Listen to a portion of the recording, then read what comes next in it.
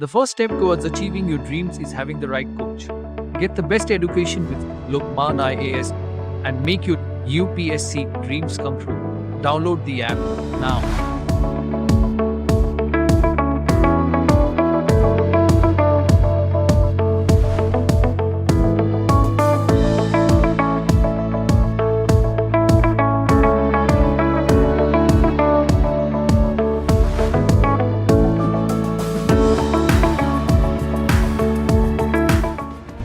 I was a bright kid through out. College में भी आई had a good CGPA और उसके बाद भी आई had a good job. It does not matter कि आप कितना बैडली फेल कर रहे हैं अपने फर्स्ट अटैम्प्ट में. Demotivation is a constant companion through out, क्योंकि फियर ऑफ मिसिंग आउट से you move towards the Joy of missing out. But एक मेंटली आपको पॉजिटिव रहना पड़ता है कि irrespective of whatever the situation is, you do not have to give up mentally on this. So that is why mental preparation becomes very very important in this exam. लेकिन अगर by chance you fail तो do not think कि आप कभी succeed नहीं हो पाएंगे. Guilt about कि मेरे साथ के जो aspirants हैं वो शायद ज़्यादा effort डाल रहे हैं मुझसे, या फिर guilt about कि मैं अपना पूरा time नहीं दे पा रही हूँ इस चीज़ को, या फिर उतना नहीं दे रही हूँ जितना ये exam demand करता है. तो I would just suggest कि this guilt is very counterproductive. आपके आसपास जो भी चीज़ें हो रही हैं, आप उसको एक एक्सक्यूज़ मत बनाएं ना पढ़ाई करने का, या फिर ना मेहनत करने का, या फिर अपने फेलियर्स के लिए किसी और को ब्लेम ना करें. Hello everyone, I'm Gamini Singla, an IAS officer of 2022 batch, and I have secured rank 3 in Civil Services Examination 2021.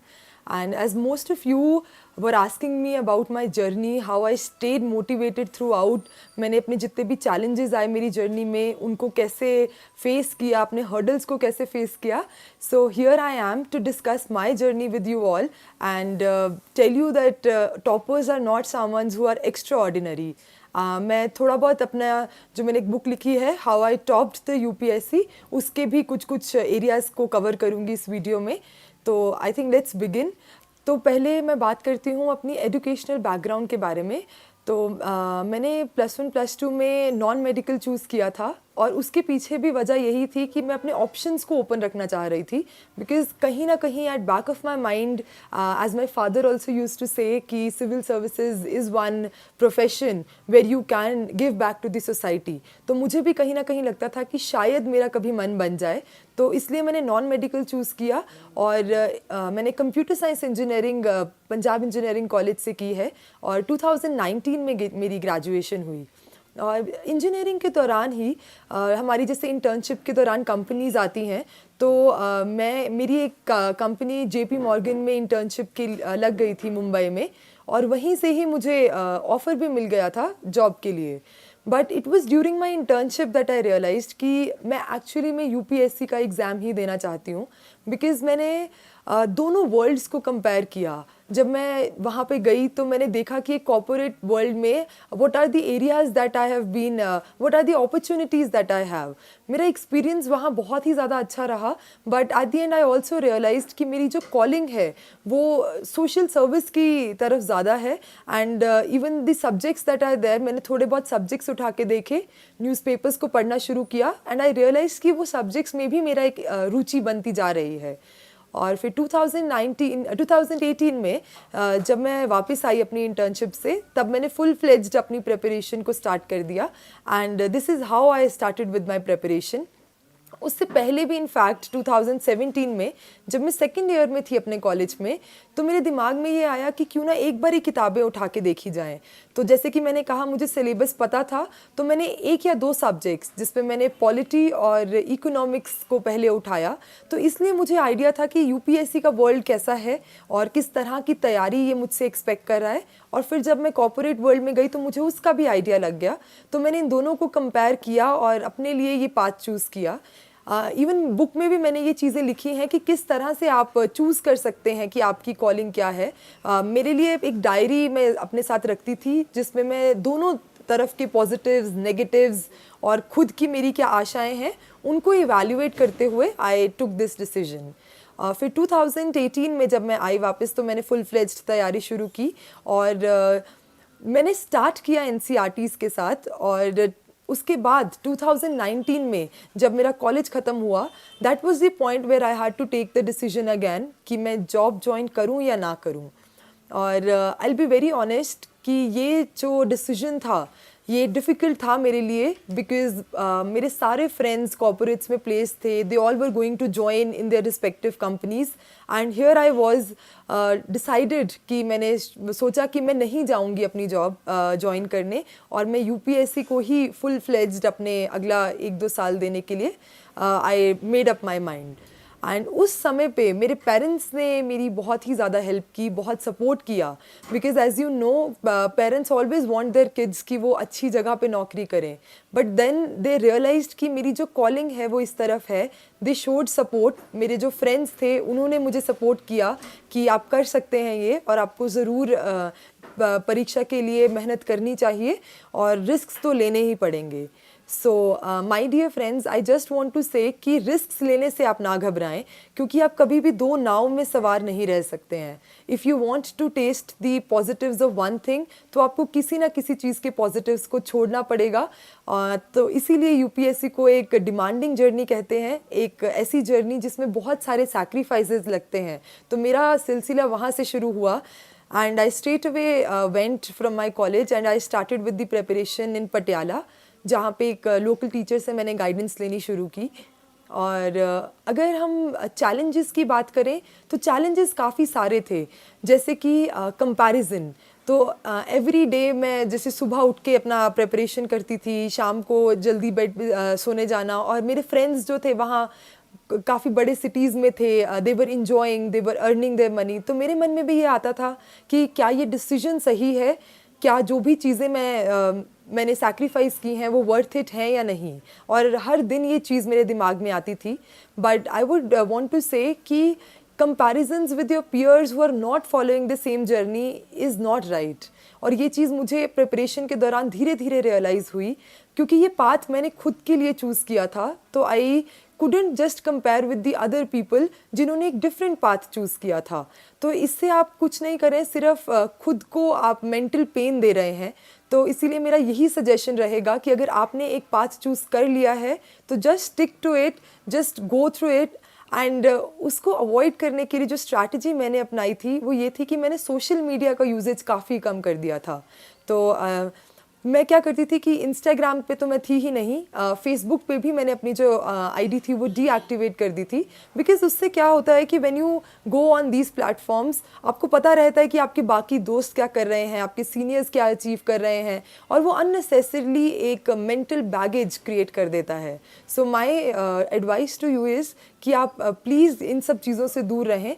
Because 5 या 10 मिनट भी अगर आपको लग रहा है कि हम सिर्फ इतना ही स्पेंड कर रहे हैं, तो उसका एक रेपोकशन आपके माइंड पे रह जाता है, और आपको दोबारा से अपने रूटीन में आने में एक टाइम लग जाता है। The second thing I would want to say is कि एक जो पीयर प्रेशर रहता है हमारे ऊपर कि बाकी लोग इतना ज़्यादा अच्छा कर रहे हैं, और कहीं ना कहीं आपको आपके जो आस पड़ोस के लोग हैं, आपके जो फैमिली मेम्बर्स भी हैं, they will start asking you कि आप क्या कर रहे हैं, इतने देर से you are studying, you where are the results. So my dear friends, UPSC is a long journey. तो अगर आप इसमें हैं तो आप अपना मन बना के आइए कि आपको 3 से 4 साल देने पड़ेंगे, और वो भी अगर आपका फर्स्ट सेकंड अटेम्प्ट में हो जाता है then you will be lucky enough. Otherwise कई बार ये जर्नी इससे भी ज़्यादा टाइम डिमांड कर लेती है, but it is all worth it. Eight the end of the day when you clear this exam, तो आपको सब जितने भी सैक्रिफाइसेस आपने किए हैं, जितने भी लोगों की बातें आपने इग्नोर की हैं, वो सब आपको वर्थ इट लगता है। एंड आई थिंक कि आप इन सब चीज़ों से उठ के हमें हार्ड वर्क करने की ज़रूरत है। जो तीसरी चीज़ जिसके बारे में मैंने अपने बुक में भी डील किया है और मैं आप सबसे भी शेयर करना चाहूँगी, वो है फेलियर्स। तो I was a bright kid through out, college में भी आई हैड अ गुड CGPA, और उसके बाद भी आई had a good job. But suddenly 1 साल की प्रिपरेशन जब मैंने की, और उसके दौरान भी I really worked very hard. I don't think कि ऐसा कुछ मेरी मोटिवेशन का कमी था कि मैं एग्ज़ाम नहीं क्लियर कर पाई। एंड प्रीलिम्स में मैं 26 मार्क्स से रह गई, and for me it was a huge shock, because मैंने कभी सोचा ही नहीं था कि इतना ज़्यादा गैप भी रह सकता है इतनी पढ़ाई करने के बाद भी। I was shattered. My parents also thought कि शायद कहीं बहुत ह्यूजली स्ट्रैटेजी का कुछ डिफरेंस रहा है, and I even started doubting कि whether I am made for this journey और नॉट. बट उस टाइम पे मेरे जो सपोर्ट सिस्टम है उन्होंने मुझे रियलाइज़ करवाया कि I am made for this thing. तो this is something I want to tell you, it does not matter कि आप कितना बैडली फेल कर रहे हैं अपने फर्स्ट अटैम्प्ट में या अपने सेकेंड अटैम्प्ट में. आप अगले अटैम्प्ट में उन चीज़ों को ब्रिज करके अपनी दृढ़ निष्ठा से आप आगे बढ़ सकते हैं. और जैसे कि आप जानते हैं कि मैंने 26 मार्क्स से प्रीलिम्स पहले नहीं हुआ और सेकेंड अटैम्प्ट में I was able to secure rank 3 with God's grace. तो इसलिए फेलियर्स से मत घबराइए. If you fail at one time, it does not mean that you cannot succeed in the next attempt. तो ये एक चीज़ मैं आपको कहना चाहूँगी. And how I dealt with my failure was कि ऑब्वियसली एक हफ़्ता तो मुझे लगा उस मोड से बाहर निकलने के लिए कि मैं शायद नहीं कर पाई हूँ, बिकॉज प्रीलिम्स देते सारी आई न्यू कि I have not attempted enough questions to be able to qualify this exam. तो उस एक हफ़्ते में मैंने खुद को एक तो ये रिमाइंड कराया कि शायद इस एग्ज़ाम में हार्ड वर्क के साथ साथ एक स्मार्ट वर्क और एक राइट स्ट्रैटेजी की बहुत ज़रूरत है. So I went through all the topper videos जो भी पिछले साल के टॉपर्स रहे हैं, उनकी स्ट्रैटेजी को मैंने एक बार रीइवैल्यूएट किया कि ऐसी कौन सी चीज़ थी जो मैंने छोड़ी है. तो उससे मुझे अपने लूप होल्स पता लगे और मैंने धीरे धीरे करके उन लूप होल्स पे काम करना शुरू किया, एक फिक्स्ड टाइम टेबल बनाया. और एक और चीज़ जो मैंने चेंज की वो ये थी कि अपने पहले अटेम्प्ट के दौरान I use to be very very self critical. तो I use to be very harsh on myself, I was never satisfied. तो इस एग्ज़ाम में ये सही है कि आप कभी सेटिस्फाइड नहीं होंगे अपने जितने भी आप एफर्ट्स कर रहे हैं, बिकॉज रिजल्ट्स नहीं मिलेंगे. But one thing I want to say is कि आप डेली के अपने टारगेट्स बना के उनसे सेटिस्फैक्शन डिराइव कीजिए. Second attempt में I made sure that I stay happy. I am satisfied with the effort I am putting, and towards the end of the day I do not always think about कि मेरा कितना कल क्या करना है या परसों पता नहीं मुझसे होगा कि नहीं. The only thought that I had was कि मुझे एक दिन को अच्छा बनाना है. तो अगर आप एक एक दिन करके उसको अच्छा बनाते जाएंगे तो आई डोंट थिंक कि आपको कभी भी इस तरह का एक मेंटल प्रेशर फील होगा, बिकॉज आप सिर्फ एक दिन के बारे में सोच रहे हैं और अगर वो दिन अच्छा जा रहा है तो you are satisfied and you are enjoying the process. So the other takeaway is that please enjoy the process. अगर आप सिर्फ रिजल्ट का वेट करते रहेंगे तो I think it will be a little difficult, because इस एग्ज़ाम में पहले 1 साल की 1.5 साल की प्रेपरेशन है, फिर एग्ज़ाम 1 साल का है. तो इतने लंबे टाइम तक आप अनसेटिस्फाइड होकर अगर प्रिपेयर करेंगे और प्रोसेस को इन्जॉय नहीं करेंगे तो आई थिंक जर्नी को सस्टेन करना बहुत मुश्किल हो जाएगा. उसके अलावा जो next thing that I want to talk about is loneliness in this journey. तो बुक में भी मैंने एक चैप्टर अलग से लिखा है कि how lonely this journey becomes. It's true कि the journey is very very lonely. Irrespective of the people you have, you are studying by your own self. तो आपका कौन सा दिन अच्छा गया है, आपकी किस दिन कितनी पढ़ाई हो रही है, किस दिन नहीं हो रही है, वो सिर्फ आप ही को पता रहेगा. एंड ये इसको डील करने के लिए I started enjoying my free time rather than thinking it that way कि आप अपनी ब्रेक्स में अकेले हैं या फिर आपके पास कोई ज़्यादा लोग नहीं है बात करने के लिए. टेक इट दिस वे कि आपके पास इतना टाइम ही नहीं है बात करने के लिए. लोग चाहे हैं चाहे नहीं हैं, it's all about the time. तो मुझे लगता था कि I use to own it, I use to be proud of the fact कि मैं अपने टाइम को इतना अच्छे से यूटिलाइज़ कर रही हूँ कि मेरे पास टाइम ही नहीं है इधर उधर ज़्यादा बात करने के लिए. तो अगर आप इसको इस तरह से देखना शुरू कर देंगे तो वो लोनलीनेस की जो फीलिंग है वो थोड़ी कम हो जाएगी. एंड उसके अलावा आप ये कर सकते हैं कि अपनी ब्रेक्स को बहुत अच्छे से प्लान कीजिए. जैसे कि अगर आपकी 10-15 मिनट्स की ब्रेक है तो यू शुड नो कि आपकी क्या ऐसा करें आप कि आप रीजुविनेट हो जाएं.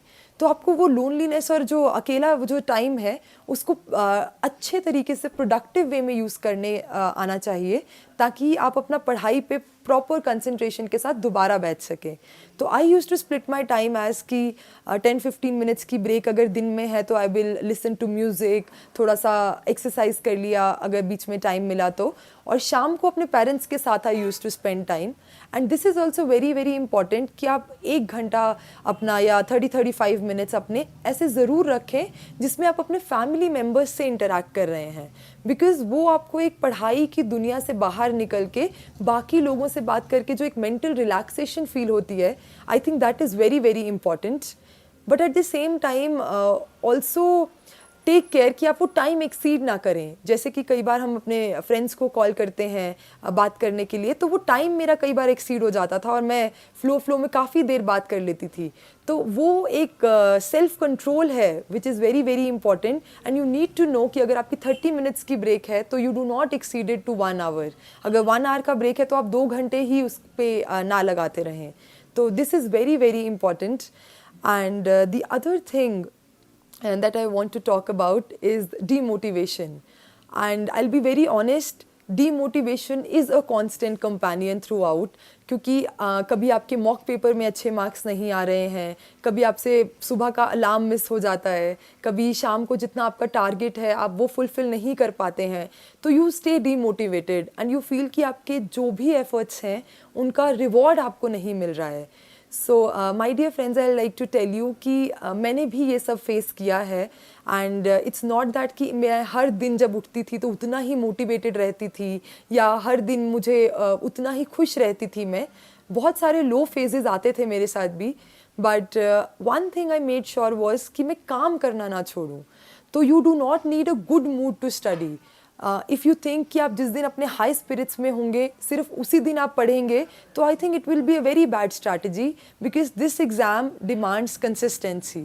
और कंसिस्टेंसी का मतलब है कि आप लगातार हर दिन उतने ही घंटे उतना ही काम कीजिए, रादर देन कि आप एक दिन 13-14 आवर्स दे रहे हैं और अगले दिन आप डीमोटिवेटेड हो जाते हैं और आप 2-3 घंटे भी नहीं दे पाते हैं. तो जैसे कि मैंने बुक में भी लिखा है कि you have to do things mechanically.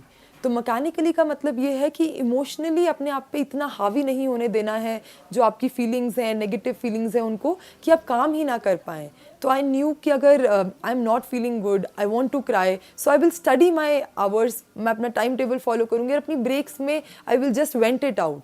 But that should not effect your work, and that is what I mean by working mechanically. And I think you will have to work mechanically in this exam because this exam is tiring process. उसके अलावा अगर हम बात करें fear of missing out की, तो ये मुझे भी बहुत लगता था कि मेरे सारे फ्रेंड्स पार्टी करने जा रहे हैं, वो मूवी देखने जा रहे हैं और मैं अपने घर पे बैठी हूँ, किसी से ज़्यादा इंटरेक्शन नहीं कर रही हूँ. That fear of losing friends, that fear of not being able to adapt to the outside circumstances when I move out actually. तो ये एक फियर आपके मन में रहेगा, that fear of not being able to clear the exam. तो ये जो डर है आपके मन के अंदर कि शायद आप नहीं कर पाएंगे, तो आपको ये लेके चलना पड़ेगा कि दिस इज़ वेरी नेचुरल. ये सिर्फ आपके साथ नहीं हो रहा है, जितने भी टॉपर्स पहले निकले हैं, जितने भी लोगों ने एग्ज़ाम क्लियर किया है, वो सब इसी दौर से गुजरे हैं. बस फ़र्क इतना है कि उन्होंने इस फियर को अपने जो हमारा एंड गोल है उसके आगे नहीं आने दिया है. तो fear of missing out से you move towards the joy of missing out, because you start realizing that you are using your time very productively if you are missing out on something. And yes, I did a lot of I did have to miss a lot of parties. I could not meet my friends for longest of time. अगर मैं बताऊँ तो movies भी मैंने इतनी cartel कर दी थी कि थिएटर में I have not seen a single movie after I started preparing the exam. और मैंने अपने नुआंसेस निकाले थे that if I have to see a web series then I will prefer कि मैं घर पे बैठ के देखूँ, बिकॉज आने जाने का टाइम जो है वो बच जाए. और अगर कोई मूवी देखने का मन कर रहा है तो I use to always figure out कोई ऐसी मूवी जो पहले देख रखी है, ताकि मैं उसको बीच में बंद करके अपनी पढ़ाई पे दोबारा से जा सकूं. तो these things are very very small, but at the end these do make a lot of difference. तो इफ़ यू फील कि आप कुछ मिस आउट कर रहे हैं तो आप वो सब चीज़ें बाद में कॉम्पनसेट कर लेंगे once you succeed, once you are through this exam, and you will proudly be able to enjoy each and every moment. And this I can say from my experience. The next thing that many of the aspirants have been asking me constantly is कि दिल्ली जाना ज़रूरी है पढ़ने के लिए या नहीं. So being a person who has studied at home most of the time, I will say कि इस जर्नी में कुछ भी एक पाथ नहीं है. There are hundreds of ways to clear this exam. Just आपकी जो बेसिक्स चीज़ें हैं कि आपको बुक्स पढ़नी है कौन कौन सी, आपको मॉक्स देने हैं, जब तक आप वो चीज़ें कर सकते हैं, आई डू नॉट थिंक कि आपको कहीं जाके प्रिपेयर करना कंपलसरी है. इट्स अप टू यू कि आपको क्या चीज़ सूट करती है. एंड मैं बार बार इसी चीज़ पे एम्फसाइज करती हूँ दैट एवरीबडी इज़ यूनिक. हमारा पढ़ने का तरीका बहुत अलग है. कुछ लोग सुबह पढ़ना चाहते हैं, कुछ शाम को, कुछ ग्रुप स्टडी करना चाहते हैं, कुछ अकेले. For example, I am a person who use to sit by myself. मेरे को लगता था कि जो ग्रुप स्टडी है that is not very effective for me, so I chose that path. So again, here also comparisons with your peers are to be avoided. You can't keep comparing कि जो साथ वाले आपके aspirants हैं वो क्या कर रहे हैं. Everybody's journey is unique and you need to work on your strengths. कि अगर आपकी strength सुबह उठ के पढ़ना है, you need to wake up and do not just start studying at night because किसी एक टॉपर ने आपको कह दिया है कि वो रात को पढ़ते थे, या फिर अगर मैं कह रही हूँ कि मैं सुबह पढ़ती थी, तो do not start waking up even if you know कि आपकी प्रोडक्टिविटी रात में के टाइम पे ज़्यादा अच्छी निकलती है पढ़ाई करने में. उसके अलावा I will want to say कि after putting your entire effort also there are many things which are not in your hand. तो एक दो इंस्टेंसेस मैंने शेयर भी किए हैं बुक में कि जैसे कि just a few days before my mains preparation I had to hear a very devastating news that my grandfather was admitted in the hospital. और वो 4-5 दिन हॉस्पिटल में रहे and eventually we lost him. And I think वो जो एक time था वो ऐसा टाइम था दैट आई थॉट कि मे बी मैंने सब कुछ लूज़ कर दिया है. I have lost a very dear family member and exam के लिए भी I was not able to prepare. तो मुझे लगा था कि शायद मैं एग्ज़ाम भी क्लियर नहीं कर पाऊँगी. और वो इतना ज़्यादा लो फेज़ था कि even if I think about it today I feel like कि I don't know how I came out of it. But these type of instances if they happen to you, please do not feel you are the only one. हमारे साथ भी ये सब चीज़ें हुई हैं और विद गॉड्स ग्रेस उस टाइम पे भी जैसे कि जो चीज़ काम आई वो ये थी कि मैंने मैकेनिकली काम किया बहुत ज़्यादा. तो मैंने टेस्ट पेपर्स देने शुरू किए बिकॉज आई रियलाइज्ड कि when I write a 3 hours test तो मेरा ध्यान बटा रहता है and I do not over think. तो मैंने अपने एक न्यूआंसेस निकाले और एक लास्ट तक आते आते भी जो मेरी पुरानी मेहनत थी उसने मेरा बहुत साथ दिया. तो अगर मैंने सब वो 2 महीने के लिए छोड़ दिया होता तो I don't think I would be here. तो इसीलिए पहले जो आप मेहनत करते हैं, जो आपका हार्ड वर्क रहता है, जो आप कंसिस्टेंसी मेंटेन करते हैं, वो इन टाइम्स पे आपकी हेल्प करती है जब आपकी अनफोर्सीन सर्कमस्टांसेस आपकी जर्नी में आपके सामने आते हैं. और एक सेकेंड इंस्टेंस जो मैं आपसे शेयर करना चाहूँगी वो ये है कि सोशियोलॉजी के एग्ज़ाम से पहले, जो कि मेरा ऑप्शनल सब्जेक्ट था, मैं बहुत ही ज़्यादा बीमार हो गई थी. I had a very bad stomach infection. मैंने 3 दिन से कुछ भी नहीं खाया था. And when I was going to write the exam I thought I will not be able to write it. And when I came out of the examination hall मुझे एक क्वेश्चन भी याद नहीं था कि क्या क्या क्वेश्चंस पूछे हुए थे. बट अगैन एज आई से these things make you feel कि शायद आप लूज़ कर दें गेम, बट एक मेंटली आपको पॉजिटिव रहना पड़ता है कि irrespective of whatever the situation is, you do not have to give up mentally on this. So that is why mental preparation becomes very, very important in this exam, which I have dealt in part 1 of the book also. And I hope I have cleared most of your doubts. The last thing I would want to say is that keep going and do not doubt yourself. अपने आप पे आप भरोसा रखें, faith रखें, अपनी family को अपनी जर्नी का एक पार्ट बनाएं, क्योंकि वो लोग आपके सबसे ज़्यादा सपोर्ट सिस्टम्स हैं. उन्हें कम्युनिकेट कीजिए आपकी जो भी दिक्कत है. अगर आपको प्रेशर फील हो रहा है उनकी तरफ से तो just communicate it out to them कि आपको क्या चीज़ मेंटली इफ़ेक्ट कर रही है.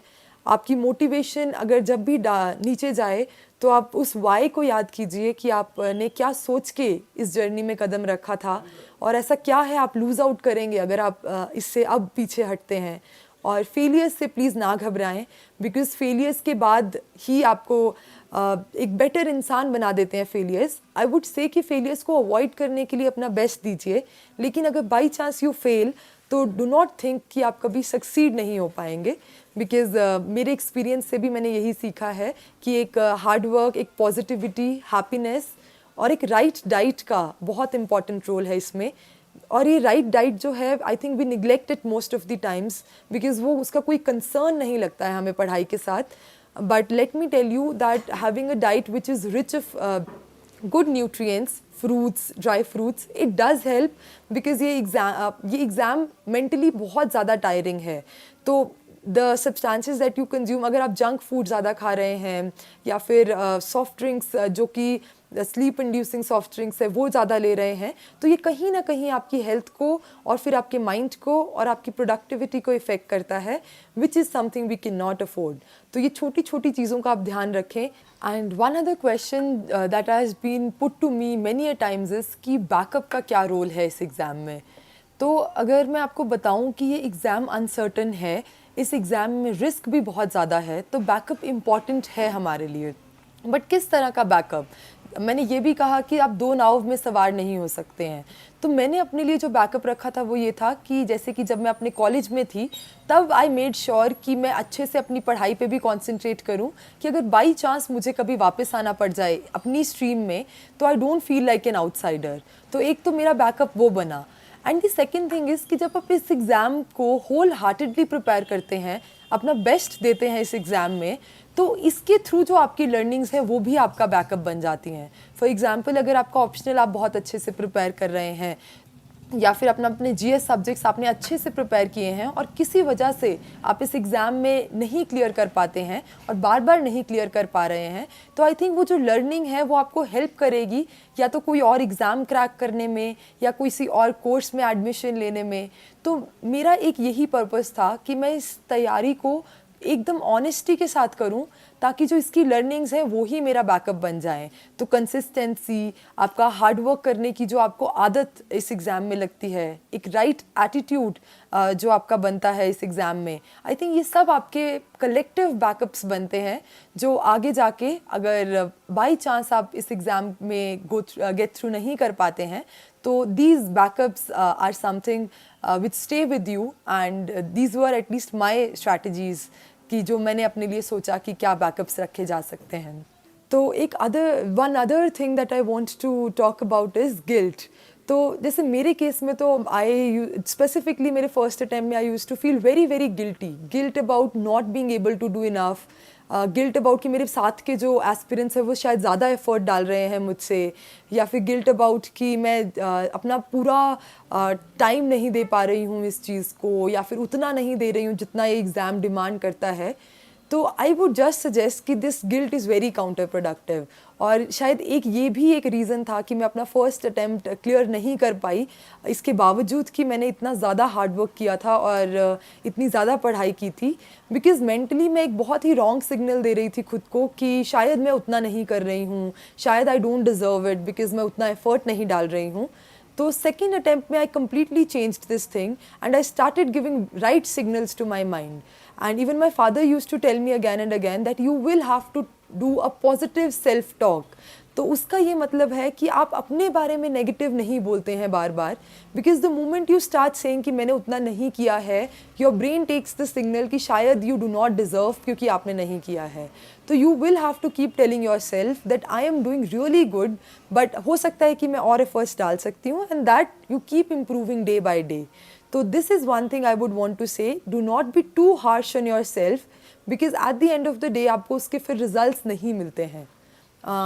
और एक चीज़ जिसके बारे में मैं आपको बताना चाहूँगी वो ये है कि एक पॉलिसी है जिसके ऊपर मैंने एक चैप्टर भी लिखा है, नो एक्सक्यूजेस पॉलिसी. तो इसका ये मतलब है कि आपके आसपास जो भी चीज़ें हो रही हैं आप उसको एक एक्सक्यूज़ मत बनाएं ना पढ़ाई करने का या फिर ना मेहनत करने का या फिर अपने फेलियर्स के लिए किसी और को ब्लेम ना करें. The first step towards achieving your dreams is having the right coach. Get the best education with Lokman IAS and make your UPSC dreams come true. Download the app now.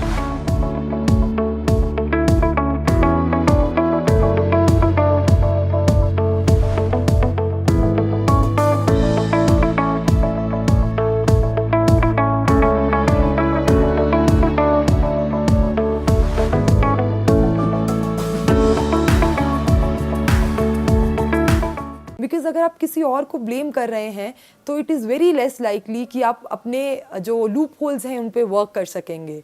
तो when I failed my first attempt I could have blamed everyone, UPSC से लेकर time की कमी को लेके, but I knew कि कहीं ना कहीं गलती मुझसे ही हुई है और मैंने वो ब्लेम अपने ऊपर लिया और एक्सक्यूज़ेस को पीछे छोड़ के आई डिसाइडेड कि कोई भी चाहे सर्कमस्टांस हो जाए, इट्स बेटर कि मैं उसको डील करूं और उसके सॉल्यूशंस निकालूं rather than just blaming the situations for wherever I M.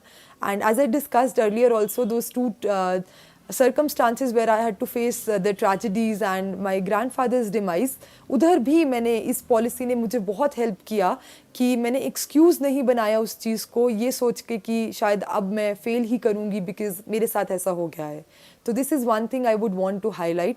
और लास्ट में मैं बस इतना ही कहना चाहूँगी कि अपने एक यूनिक मेथड्स निकालें, अपने एक यूनिक वेज़ निकालें चीज़ों को करने के.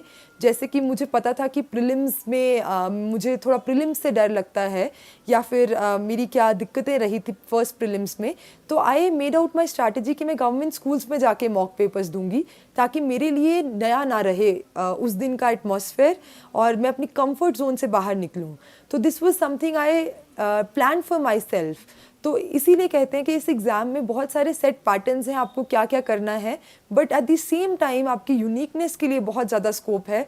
स्पेसिफिकली मेंस में भी आपकी जो आंसर राइटिंग है उसमें भी आप बहुत तरीके से अपने आंसर्स को यूनिक बना सकते हैं, अपनी स्ट्रैटेजी को यूनिक बना सकते हैं, अपने टाइम टेबल को यूनिक बना सकते हैं based on your strengths and weaknesses. So my dear friends, in the end I would just want to say कि जितने भी नेगेटिव इमोशंस हैं या नेगेटिविटी है, you are not the only one who is dealing with it. And believe me, after having topped the exam I can say that I am not someone who is extraordinary. I faced similar issues as most of you are facing. मुझे भी demotivation, fear, comparisons, guilt, ये सब चीज़ें मैंने भी face की हैं और ऐसा नहीं था कि मैं श्योर थी कि मैं इस एग्ज़ाम को क्रैक कर लूँगी.